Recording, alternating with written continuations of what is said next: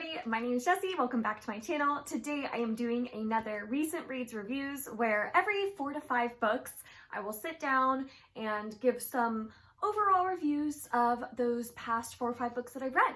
So last time I did this, I asked you all which style of wrap-up you'd prefer, if you'd prefer me doing like every 4 to 5 books doing reviews, or if you just want the traditional booktube video of a monthly wrap-up every month, no matter how many books I read, just wrapping them all up in that one video and maybe not spending as much time talking about them. And it was actually kind of half and half. A lot of you said that you do like seeing every 4 to 5 books, more detailed reviews on those books.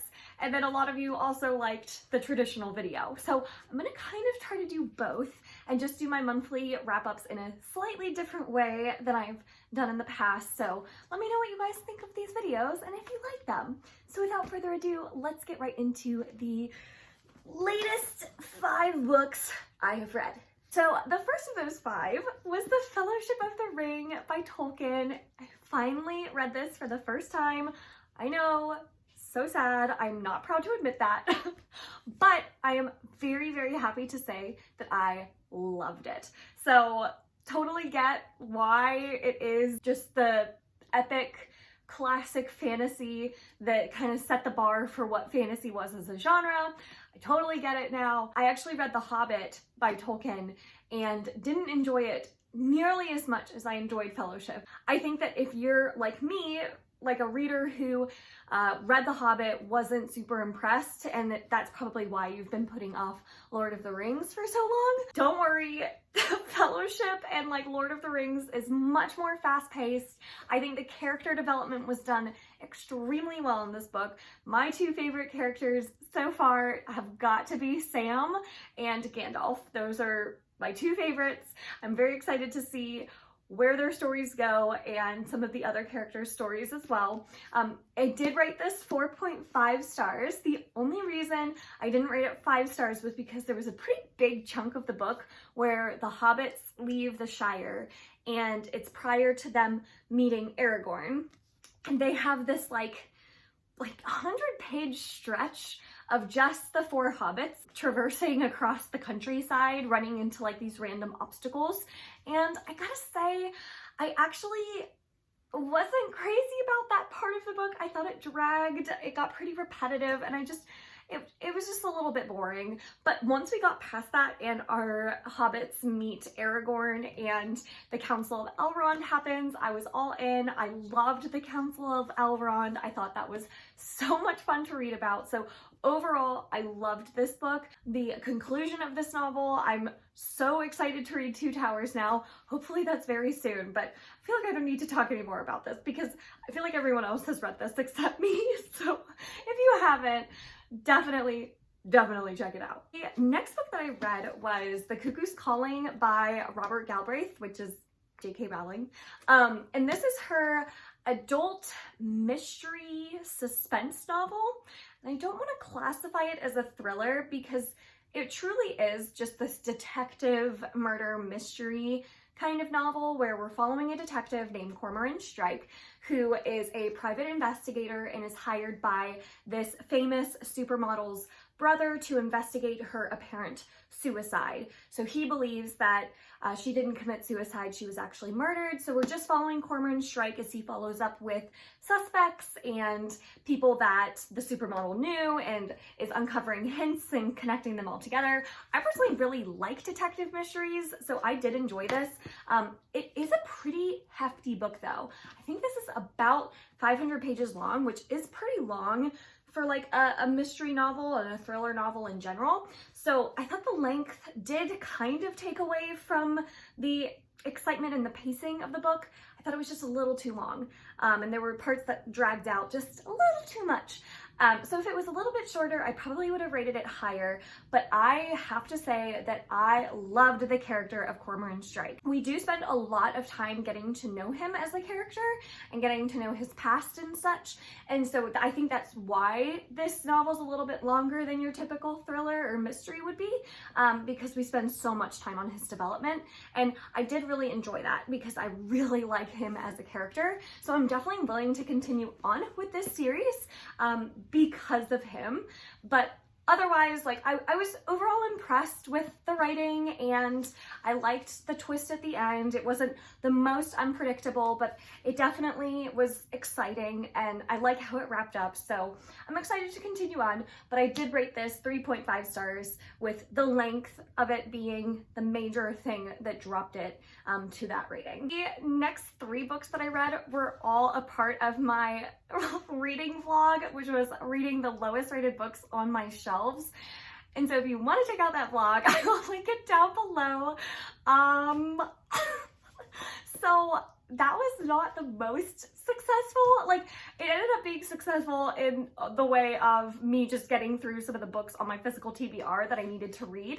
But I didn't find any like hidden gems within that video that I was hoping I would. Basically, like, I always think of Imaginary Friend by Stephen Chbosky as like case in point here. Sometimes Goodreads reviews aren't as accurate as you think they'd be, and sometimes like lower rated books are actually something that you end up really, really loving. So that's what was my thinking was going into the reading vlog, was maybe like one of these lower rated books would end up being like a favorite. That wasn't the case. So the first book I read for that reading vlog was The Beast is an Animal by Peter Nell van Arsdale. Honestly, like, I read this last week for the vlog and I already forget the majority of it. That's so sad that it's so forgettable. So, I mean, right there, it's probably not going to be a very highly rated book if I can't even remember the details a week later. Basically, this follows a girl who lives in this village, and this village is kind of haunted by these things called soul eaters that lurk in the woods around this village. And one night, the soul eaters eat the souls of all of the parents in this village. So all of the children that survived have to get up and move to a neighboring village who is not very accepting of them.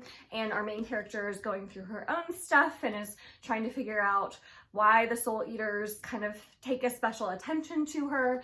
So it had a cool concept, and it had this very like dark and creepy atmosphere that I really enjoyed. But at the end of the day, writing style wasn't super impressed with. It read very young, which was surprising given the concept of it was very like creepy and like ghostly. I thought it would be a little bit more mature in its writing, and it really wasn't. And then the characters themselves, like, there was only really one character, the main one, Alice, who we actually really get details and development on, but it was just, she was so bland. There was nothing about her that like really stood out to me.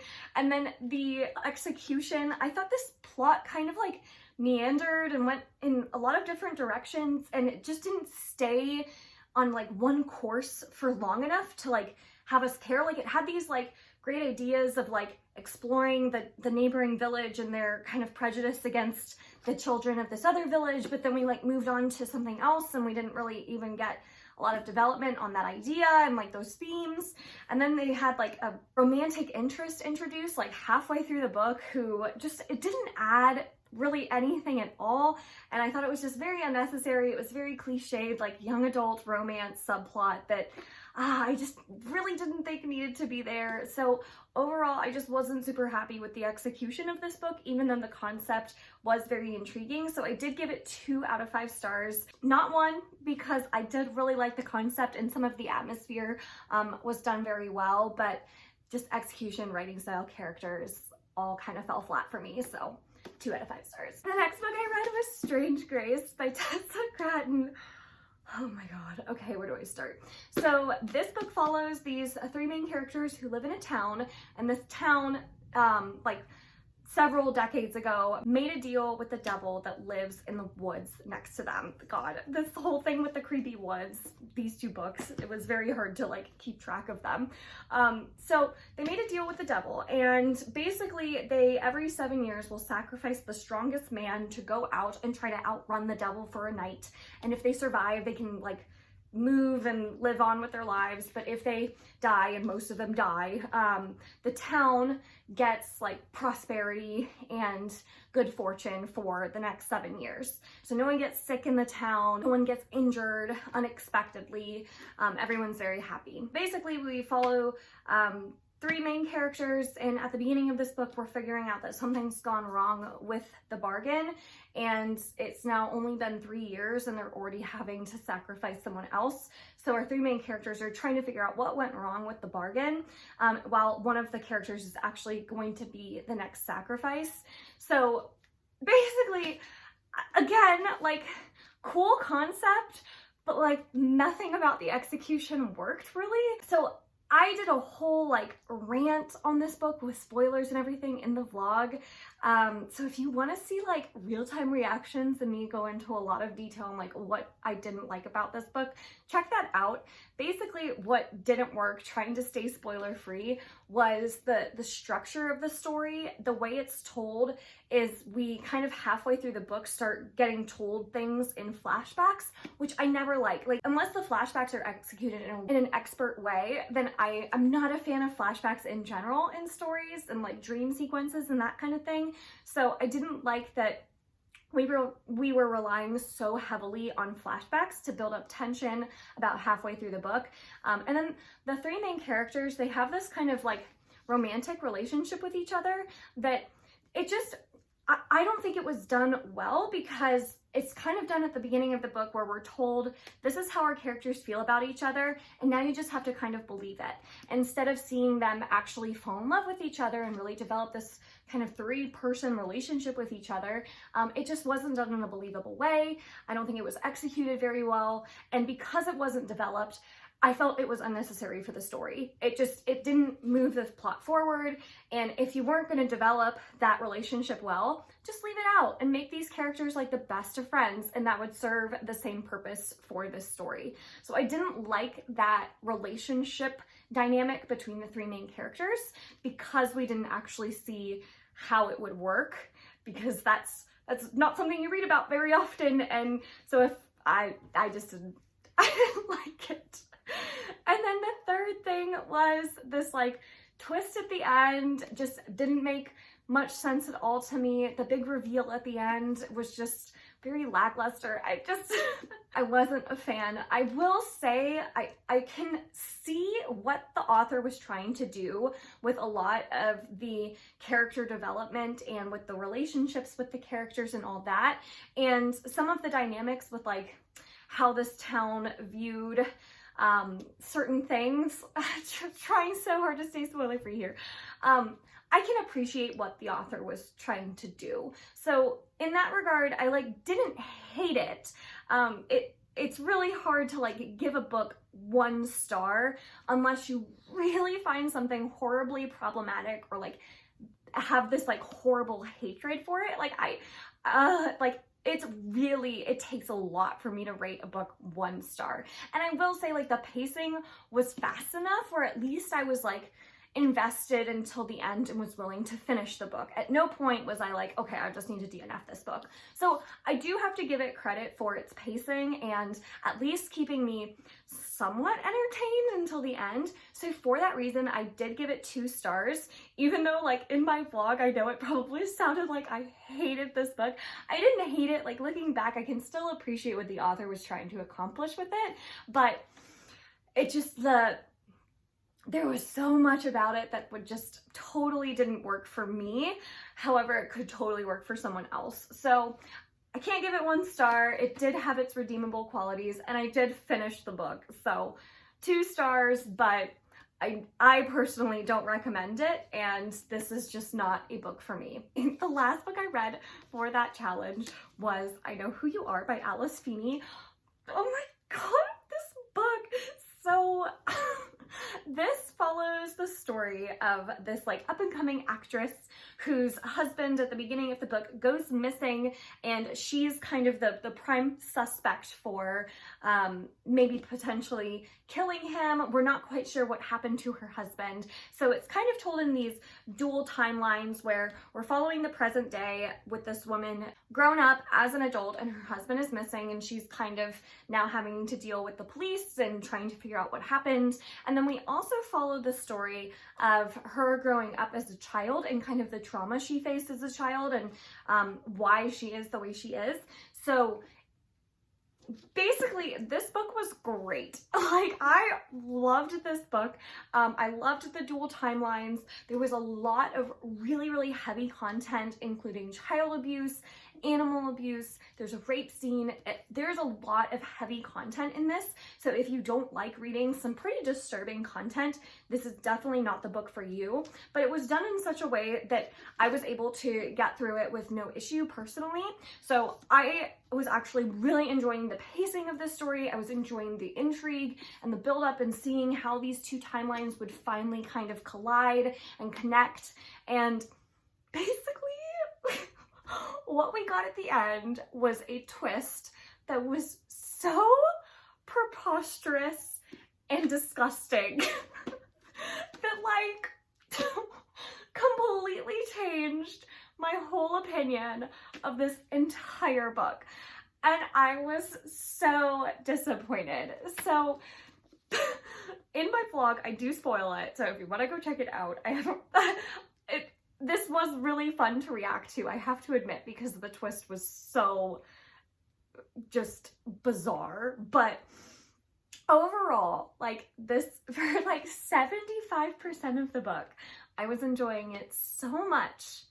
And I was having so much trouble figuring out how to rate this because I enjoyed the ride and getting to the twist so much. And then the twist, it just was so bad that, like, do I give the rest of the book credit because I enjoyed the majority of the book, or do I like totally like bomb its rating because of how bad the twist was? And the answer is, I think I originally gave it 3 stars, and like looking back on it, I think I'm gonna now give it 2.5 stars. So it's still better, like, overall rating than these 2 books, because I enjoyed the majority of this one, while I didn't enjoy the majority of these 2. But if I look at it on my shelf, I just like shake my head and like definitely would not recommend it. So like a 3-star book is one that, like, for me, I like it, it's average, and I would still like recommend it to a certain group of people. But this one, I don't think I could recommend at all unless you want like a really, really disgusting twist. So that's why I think I can't just rate it 3 stars. I think I have to rate it 2.5 because of my stance on whether or not I would recommend it. So 2.5 stars, I feel very comfortable with that because at least I'm giving it that 1/2-star bump because I enjoyed the majority of it, but I definitely would not recommend it. There are a lot of other thrillers out there that are great, that have really exciting twists, that are fun. This, not one of them. So those are the 5 most recent books that I have read. Have you read any of them? What did you think of them? Definitely leave your comments down below. If you enjoy this style of video, make sure to give it a thumbs up, subscribe. I release new videos every Monday, Wednesday, and Friday. And until next time, bye!